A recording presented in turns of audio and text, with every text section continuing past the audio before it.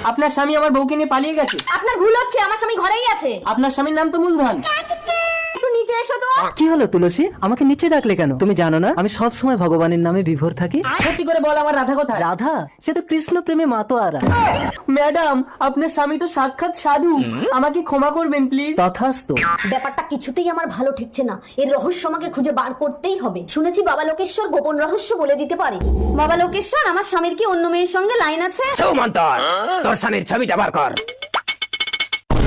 ও সাধু বাবা, পালাচ্ছ কেন? আরে ওই মালটার জন্যই তো আজ আমি সংসার ত্যাগ করে সাধু সেজে আছি। মানে? হারামজাদাটা আমার বউকে নিয়ে সংসার করছে।